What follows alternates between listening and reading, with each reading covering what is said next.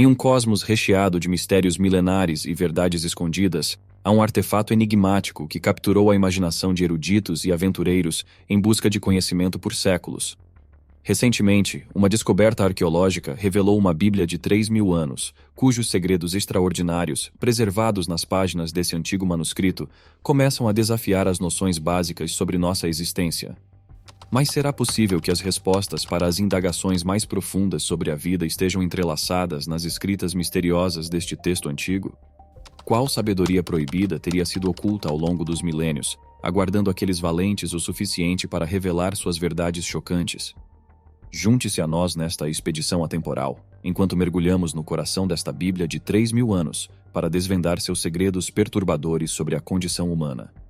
Os cristãos cresceram se interessando pelas histórias da Bíblia Sagrada, absorvendo as parábolas sobre os eventos que se desenrolam em suas páginas. A Bíblia, que abriga tanto o Velho quanto o Novo Testamento, traz um vívido cenário da existência de Jesus e de seus passos na Terra.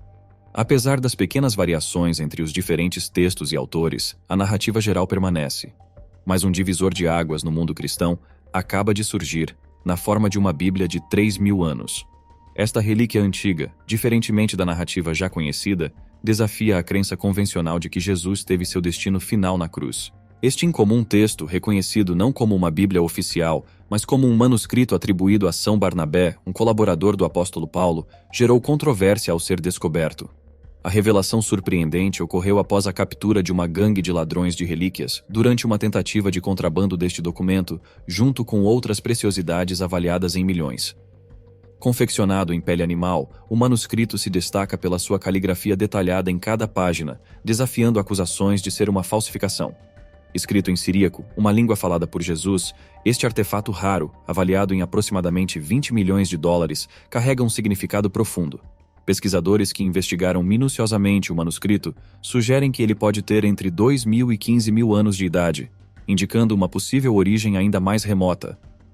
As palavras antigas mantidas neste documento continuam a fascinar aqueles com um espírito inquisitivo, convidando-nos a revisitar e questionar as histórias consagradas na tradição. Segundo o Evangelho de Barnabé, uma perspectiva que desafia narrativas bíblicas tradicionais, foi Judas, e não Jesus, quem foi crucificado. Alega-se que Jesus ascendeu aos céus em vida. Nesta narrativa alternativa, Jesus é retratado não como o Filho de Deus, mas como um profeta de destaque, enquanto o apóstolo Paulo é denunciado como um impostor. Este relato peculiar levanta diversos questionamentos sobre as verdades estabelecidas. Seria o livro a verdade ou só uma invenção? No passado, um conselho tinha a tarefa sagrada de escolher a dedo o conteúdo da Bíblia. Mas aqui está a surpresa. Parece que eles desistiram de propósito do Evangelho de Barnabé, preferindo os clássicos. Alguns pesquisadores acham que a razão por que o livro não está na Bíblia é que ele não fala sobre a morte de São Barnabé, tornando-o o único santo sem a história de sua morte no cânone. O livro deixou curiosidade em todo o mundo, e até o Vaticano pediu para analisá-lo. Os especialistas que tiveram acesso ao documento disseram que ele é autêntico e não uma falsificação, como algumas pessoas chegaram a alegar. A Igreja Católica sempre atraiu as pessoas, com sua história rica em detalhes, mas há certas partes que ela não nos conta. Estou falando das escrituras antigas e dos tomos secretos do Vaticano, chamados de Arquivo Apostólico, com incríveis 85 quilômetros de conhecimento escondido. É como uma coleção de tesouros, mas a maioria das histórias lá dentro são um mistério. A Bíblia, como a conhecemos hoje, é uma mistura de diferentes escrituras, e milhões de pessoas acham que ela é a verdade sagrada, escrita por Moisés e outros profetas, há muito tempo, em 1000 anos antes de Cristo. Ela conta histórias dos milagres de Jesus, como a famosa parábola do bom samaritano, e aquela em que Jesus alimenta uma população com apenas 5 pães e 2 peixes. Em todo o mundo, a Bíblia é conhecida como o livro mais distribuído, alcançando a marca impressionante de 5 bilhões de cópias. No entanto, algo surpreendente que talvez não seja de conhecimento geral é que a versão inicial continha mais textos do que as versões disponíveis nas prateleiras atualmente. Existem 14 livros que faziam parte da coleção original, mas foram omitidos nas publicações contemporâneas, suscitando curiosidade e alimentando especulações sobre possíveis segredos mantidos pelas igrejas. Com a divulgação dessa informação, muitos se sentiram motivados a explorar e entender melhor esses textos e seus contextos históricos. Você já ouviu falar em possessão demoníaca? Trata-se da perturbadora concepção de que demônios podem dominar as ações de uma pessoa contra sua vontade. Especialistas em estudos religiosos, tanto na Itália quanto na Irlanda, abrangendo as tradições católica e anglicana, concordam sobre a existência de possessões demoníacas na sociedade contemporânea. Contudo, eles alertam sobre os riscos do abuso espiritual. O padre Dino, um exorcista da Sicília, partilha que a Igreja se mantém atenta às discussões atuais sobre bruxaria e sublinha a importância de um treinamento cuidadoso em torno dessas práticas, admitindo que há sempre um risco de equívocos. Do outro lado, o padre Collins, da Irlanda, é um guia para os irlandeses que procuram refúgio e ajuda contra o que percebem como forças demoníacas. A demanda por sua ajuda cresceu muito nos últimos anos. Imaginem as cenas do Novo Testamento em que Jesus, uma figura conhecida por atos milagrosos, expele demônios de almas atormentadas. Os sacerdotes católicos se aprofundam na crença de que a possessão acontece de várias formas, como a obsessão, marcada por irracionalidade repentina, pensamentos compulsivos e um desejo obscuro de acabar com a própria vida. No meio da noite, quando o sono nos envolve, a mente se torna um campo de batalha para visões perturbadoras. Pesadelos incansáveis invadem o reino dos sonhos, assombrando os infortunados. Conforme o controle do inconsciente se intensifica, surge uma força sobrenatural à entidade que obriga suas vítimas a trair seus princípios. Quando a consciência desperta, a entidade assume o controle, manipulando o hospedeiro por um caminho de miséria e desordem moral. No catolicismo, esse mal responsabiliza as vítimas por suas ações, sugerindo que podem ter inadvertidamente convidado forças malignas para suas vidas. Objetos, animais e até casas podem ser infestados por forças demoníacas, resultando em influências sinistras que transcendem o comum. A submissão, a perda da liberdade, é outra manifestação estranha, onde o indivíduo se torna um mero instrumento às ordens do profano. A doutrina católica adverte contra a precipitação em rotular tais fenômenos como possessão, alertando que a influência demoníaca pode se disfarçar como aflição mental, exigindo discernimento. O remédio recomendado é o exorcismo, um ritual confiado exclusivamente à autoridade de um bispo, seguindo diretrizes precisas para proteger contra consequências indesejadas. No entanto, alguns indivíduos buscam atalhos, recorrendo a exorcistas amadores em vez de seguir os regulamentos do Vaticano. Essa batalha entre o maligno e o divino ocorre nas sombras, onde as regras são violadas e os desesperados buscam salvação por meios não convencionais. Imagine encontrar um texto antigo que transforma a sua compreensão do cristianismo, mudando-a completamente ao avesso. É isso que o Evangelho de Tomé faz. Ele não é como as histórias típicas da Bíblia, é uma compilação de 114 comentários atribuídos a Jesus. O que é tão chocante é que algumas dessas falas assemelham-se ao Novo Testamento. É como se Jesus tivesse deixado um registro, e alguns trechos são familiares, como se fossem ecos de Mateus, Marcos ou Lucas. O capítulo 17 também é mencionado pelo apóstolo Paulo, em Coríntios 2, versículo 9. O resto dos registros não estava nas escrituras mais conhecidas. O texto é atribuído ao apóstolo Tomé, mas não vamos nos iludir ao ponto de pensar que ele foi o verdadeiro autor, assim como Mateus e João não eram as mentes por trás do Novo Testamento. O nome Tomé significa gêmeo em aramaico e siríaco. Os textos antigos descrevem Tomé como o gêmeo espiritual de Jesus, alguém que se conecta com Jesus em um nível profundo. Mas como Tomé consegue isso?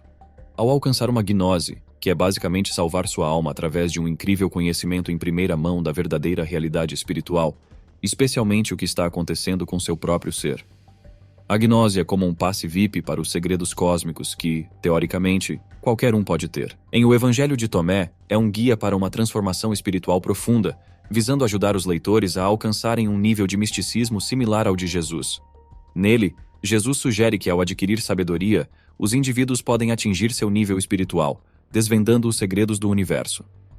Ao contrário das expectativas da época sobre a volta triunfal de Jesus e o reino de Deus, o Evangelho afirma que o reino está presente dentro de cada pessoa e em seu entorno, enfatizando um estado espiritual acessível no presente, ao invés de esperar por eventos épicos.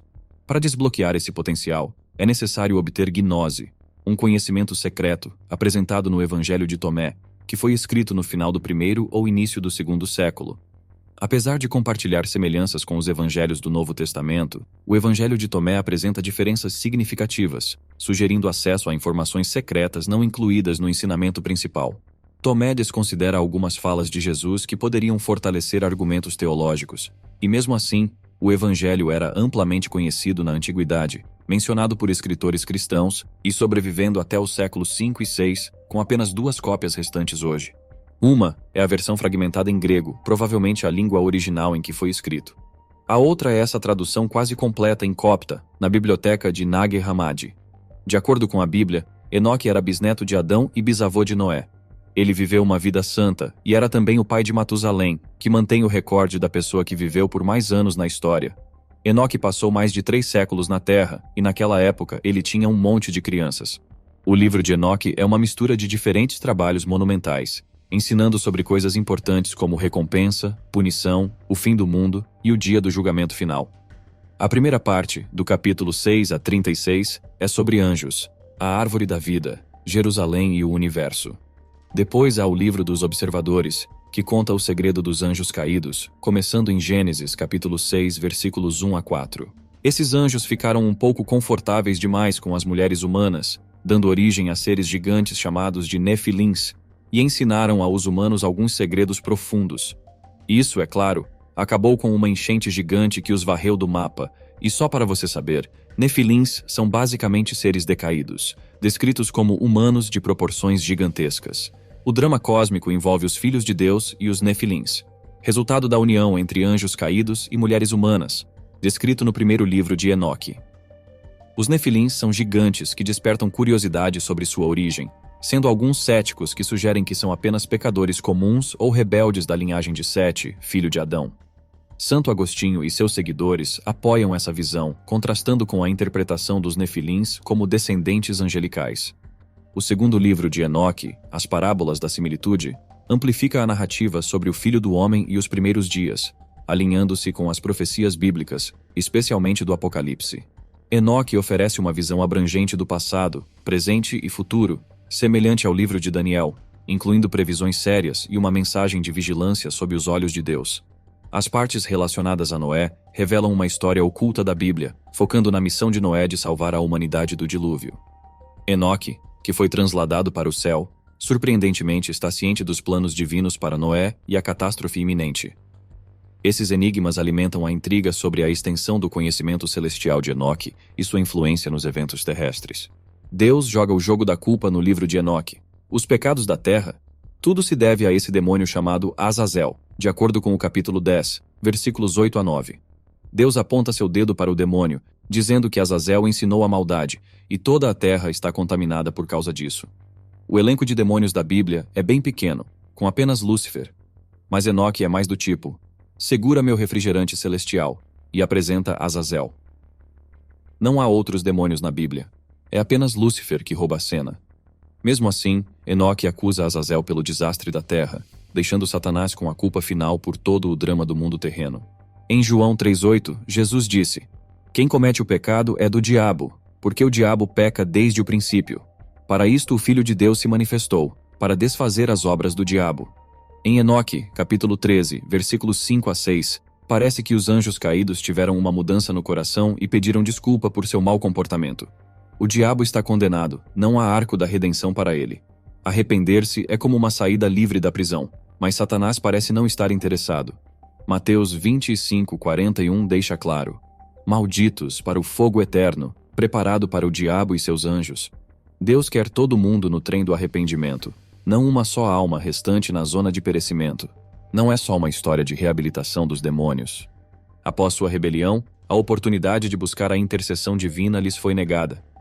No primeiro capítulo, uma interação direta ocorre entre Satanás e Deus nos céus, onde discutem sobre dever e fidelidade. Contudo, o relato presente no livro de Enoque diverge significativamente do narrado na Bíblia. Em Revelações, capítulo 21, versículo 21, é descrito que o solo celestial assemelha-se a um luminoso tapete de ouro. Mas não se trata de um ouro qualquer. Sua pureza é tal que se assemelha a vidro transparente. Segundo o livro de Enoque, toda a extensão do local brilhava com a clareza do cristal, conforme descrito no capítulo 14, versículo 10. E essa peculiar substituição do ouro por cristal é apenas um dos vários elementos que distanciam a narrativa de Enoque daquela encontrada na Bíblia. Em Enoque, capítulo 14, versículos 9 a 25, nós encontramos mais mistérios. O afinco de Enoque em observar as estrelas é forte. Ele afirma que contou cada estrela no céu, no capítulo 33, versículos 1 a 4. Jeremias, porém, não parece concordar com isso, dizendo que contar estrelas é uma missão impossível devido ao seu alcance infinito. Os astrônomos, em toda sua sabedoria, estimam que, sozinha, a Via Láctea tem cerca de 100 milhões de estrelas. Isso sem falar das zilhões de outras galáxias. Além disso, o vento, a neve, a chuva e até mesmo a lua supostamente vêm de uma caixa de madeira lá no céu. No capítulo 41 do livro de Enoque, as coisas ficam um pouco estranhas, quase como uma sequência de sonhos malucos. Não é de surpreender que o livro não tenha sido incluído na Bíblia, é um pouco demais mesmo. O livro de Enoque é descrito como uma montanha russa de inspiração e sofrimento, apesar de sua viagem meio sem sentido. Ele abrange desde o início dos tempos em Gênesis até Jesus Cristo e até mesmo os segredos do dia do julgamento, compactando a Bíblia inteira em um único volume. Apesar de ser cativante, não é considerado uma escritura sagrada, embora seja elogiado em manuscritos da Igreja primitiva. O livro frequentemente contradiz a Bíblia e parece ter sido escrito por alguém que não era Enoque, já que menciona eventos envolvendo Noé que não se alinham com as narrativas bíblicas. Apesar disso, o livro de Enoque foi popular em sua época, e algumas partes emprestadas fortaleceram argumentos do Evangelho.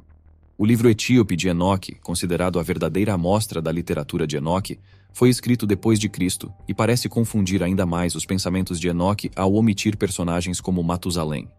No geral, é uma obra intrigante, mas com algumas lacunas e contradições. Bom, agora gostaríamos de saber a sua opinião sobre este livro milenar. Você já tinha conhecimento sobre ele? Deixe nos comentários e nos vemos no próximo vídeo.